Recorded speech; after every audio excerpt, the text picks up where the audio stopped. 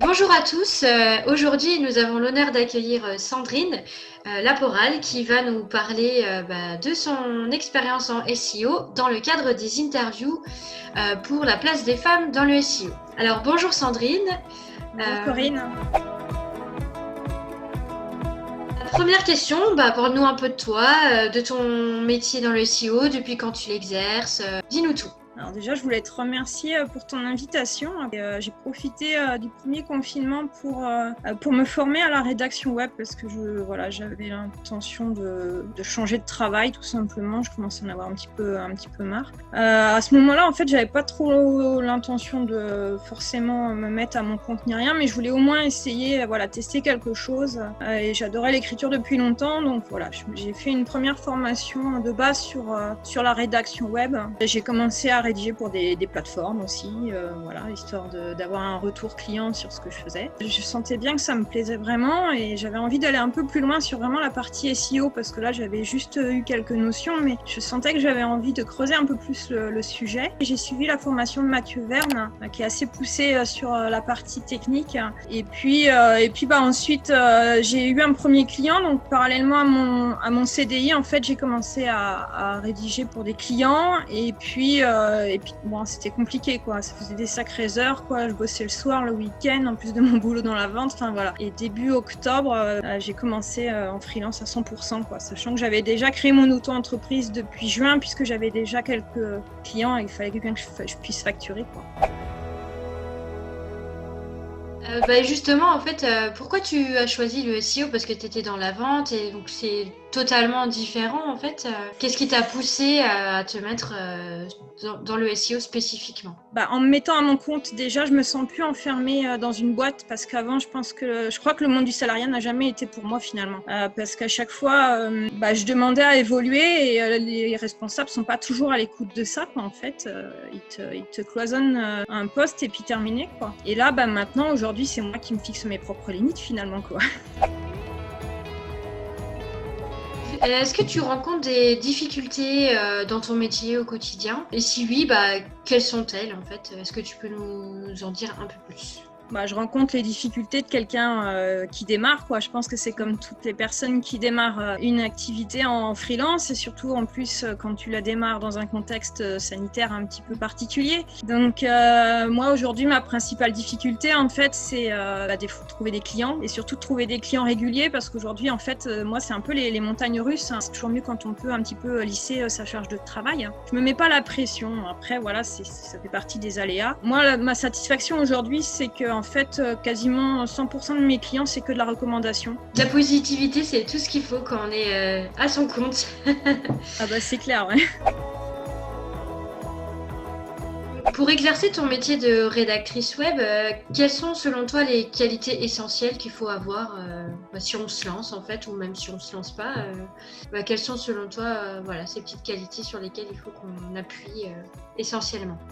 Après, il faut peut-être se lancer, par contre, c'est au bon moment, c'est-à-dire ne pas forcer les choses. Moi, je pense que j'avais la maturité nécessaire. Par contre, quand on sent que c'est le bon moment, il faut saisir cette occasion-là, il ne faut pas la laisser passer. Après, sur le métier de rédacteur web, d'une manière générale, je pense qu'il faut être créatif quand même. Et puis, je pense que sur la partie SEO, ce qui est mon gros point fort aujourd'hui et ce qui est important, c'est la pédagogie en fait, parce que moi, je travaille beaucoup avec des TPE, des PME et des artisans. C'est des personnes qui souvent ne savent même pas trop ce que c'est que le SEO et on leur explique pas les mécanismes en fait du référencement naturel, etc.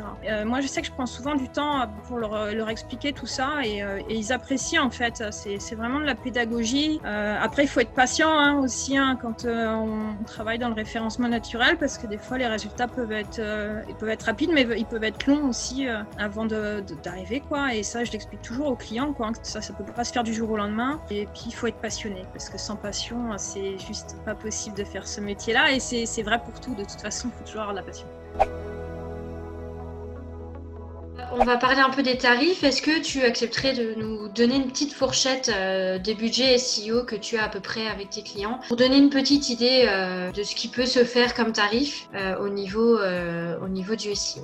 Moi, j'essaye de m'adapter un peu aux clients et puis en termes de difficulté sur la thématique, quoi. C'est vrai qu'il y a des fois où ça va demander plus de recherche, mais on va dire que grosso modo sur de la partie rédaction web, je vais tourner autour de 180-200 euros la journée, quoi. Et sur de la partie quand même purement SEO, etc.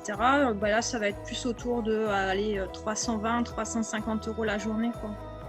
D'accord. Est-ce que tu fais de la tarification au mot parce que ça se fait beaucoup dans le milieu. Est-ce que toi tu fais ça ou pas?